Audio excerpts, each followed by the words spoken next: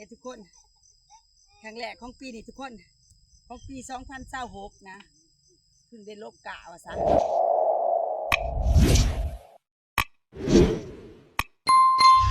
สบายดีพ่อแม่พี่น้องมื้อนี้มาพบมาพอกับแม่อ้อยคือเก่าเนาะสิพากันมาลกกะทุกคนเด้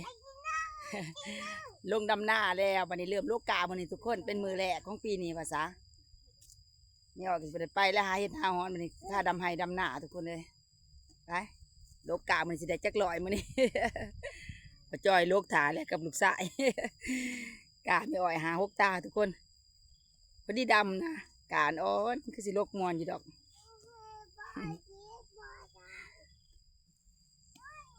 ลกกาทุกคนเลย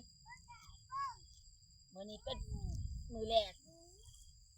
ของปีนี้ว่าซะสิได้กำลังสิลงมือดำหน้าทุกคนเบิ่งกันไม่อ่อยสิได้จักร้อยมื้อนี้ลกกา กาทุกคน ได้จักหมัดนี่ไม่อ่อยก็มัดกาบ่ค่อยเป็นนะหน้าอยู่ก็มัดกาบ่ค่อยเป็นนะ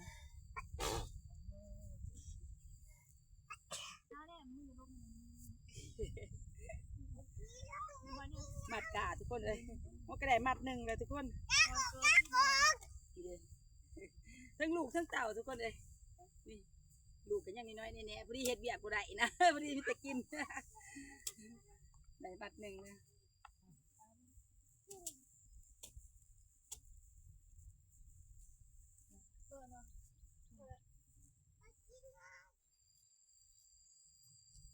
กาทุกคนกาสันๆเนี่ยอันนี้ได้ลูกก็ได้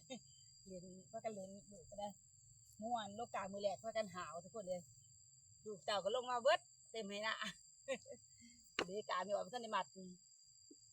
สุดมัดแรกก็ได้6 มัดทุกคนเดี๋ยวเบิ่งสุดมัดแล้วมันก็ได้กา4-5 มัดทุกคนเลย นี่เด้นี่สุดนี่ก็บ่ท่านในมัดมัดแล้วได้4-5 มัดไปเบิ่งมื้อนี้ว่าสิได้จักมัดทุกคนได้บ่พอร้อยมื้อนี้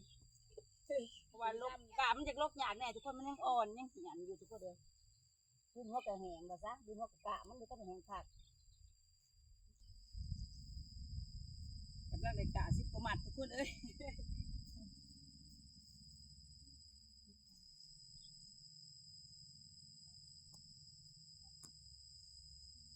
กะกับท่านได้ยาวเต็มที่ทุกคนเลยยังสั่นอยู่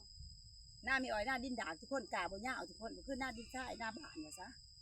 ถ้าเป็นหน้าดินทรายเขามันจะยาวกว่านี้มีอ้อยตกในเดือนหนึ่งเลยทุกคนเลยถ้าได้ยาวเลย2 4 6 8 12 14มันก็ได้กา17 มัดทุกคน คนมันจะเอาลงแช่น้ำก่อนเหี่ยวไปเลย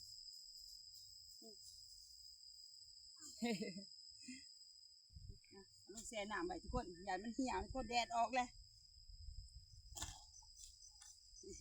บรรยากาศ10 ปลายมัดเนี่ยทุกคน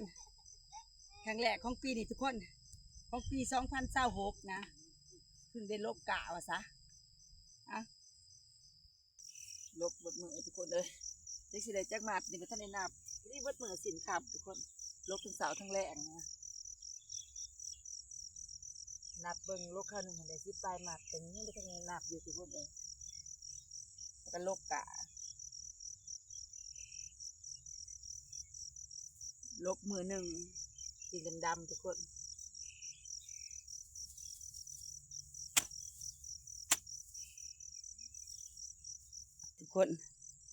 กาลกได้ เบิดมือได้ทุกคนเลยแต่ก็ยังบ่ทันได้แหล่ดอกตาหนึ่งทุกคนยังอยู่ประมาณใดสิมันคือ60-70นี่แหละในตานะกาบ่งามปานใดปีทุกคน เบิ่งสิหน้าเปิงไว้ได้เท่าไหร่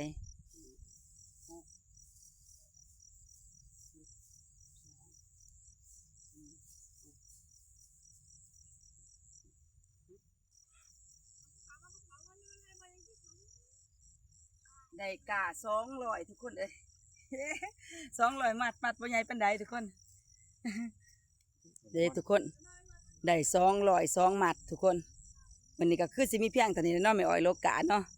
เอาไว้มือหน้าไปตามรับส้มไม่อ้อยอีกว่าสิได้ลกได้จักมัดอีกพอมือใหม่ก็สิรับนะทุกคนอ่ะวันนี้ก็จบเพียงเท่านี้เนาะทุกคนเนาะ